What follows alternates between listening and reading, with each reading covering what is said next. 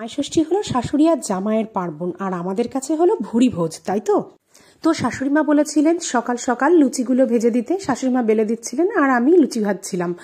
Good morning friends, কেমন আছো সবাই? আশা করি সবাই খুব ভালো আছো। আমিও খুব খুব ভালো আছি। দেখো বন্ধুরা, একটা গাছ লাগিয়েছিলাম, গাছটা খুব যত্নে বড় হচ্ছে, গাছটা খুব সুন্দর হয়েছে। তো পরপর পরপর কি খাওয়া দাওয়া চললো সেই খাওয়ারই মেনু আমি শেয়ার করছি তোমাদের সাথে।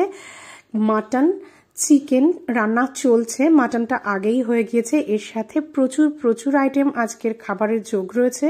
আছে ইলিশ মাছ ভাপা, তার সাথে একটা ইলিশ মাছের একটা আলাদা রেসিপি আছে, এটা হচ্ছে মুড়িঘণ্টর ডাল, এটা আলু দিয়ে পাতলা ঝোল, আলু বেগুন দিয়ে ইলিশ মাছ দিয়ে আছে, ইলিশ মাছের মাথা দিয়ে কচুর শাক, তার সাথে আছে চিংড়ি মাছ দিয়ে ডুমুর। এগুলি আমার ননদ খেতে খুবই ভালোবাসে, তাই শাশুড়ি মা রান্না করেছিলেন নিজে হাতেই।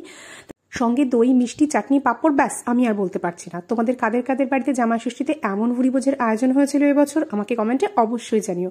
সন্ধ্যাবেলা মেয়ে আর ভাগ্নিদেরকে নিয়ে চলে গেলাম একটু পার্কের সামনে ঘুরতে। পার্কের ভেতরে অবশ্য যাইনি, সামনে থেকে ঘুরে চলে এসেছি ফুচকা আইসক্রিম খেয়ে। তারপর বাড়ি ফিরে দেখি মেয়ে ভাগ্নিদের সাথেই খেলা করছে, আমার কাছে একটুও ঘেঁষছে না। তো এই তো সুযোগ পেয়ে ঝটপট রেডি হয়ে কিছু রিলস ভিডিও বানিয়ে নিলাম। নিজেকে ভালো রাখার জন্য এটুকু তো আমি করবই, তাই না?